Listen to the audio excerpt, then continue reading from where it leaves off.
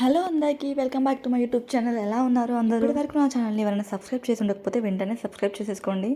Last time post చేసిన వీడియోలో ఏదైనా రెసిపీ కావాలంటే కామెంట్ చేయండి, తప్పకుండా షేర్ చేస్తున్నాను అని చెప్తే దివ్య గారు మామిడికాయ పప్పుని షేర్ చేయమని చెప్పారు. సో ఈరోజు మనం ప్రాసెస్ చూసేద్దాం.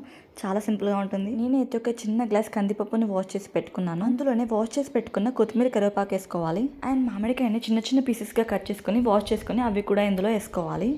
తర్వాత ఇందులోనే కొంచెం పసుపు, మన టేస్ట్కి సరిపడా కారం అండ్ సాల్ట్ వేసుకొని మంచిగా మిక్స్ చేసుకొని కుక్కర్ మూత పెట్టుకోవాలి.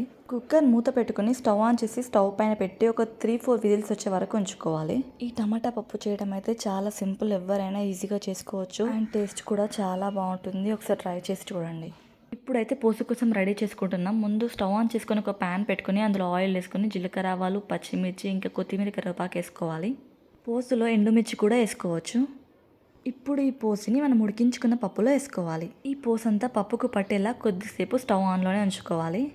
మీరు కావాలనుకున్న విధంగా పప్పుని ఇంకొంచెం పలచగా అయినా చేసుకోవచ్చు. నేనైతే ఎక్కువ గట్టిగా చేసుకోవడం లేదు, ఇలాగే బాగుంటుంది. ఇప్పుడు దీన్ని ఒక 2 మినిట్స్ సిమ్లో పెట్టి ఉంచుకోవాలి. అంతే అండి, ఇంకా నోరూరించి మామిడికాయ పప్పు అయితే రెడీ అయిపోయింది.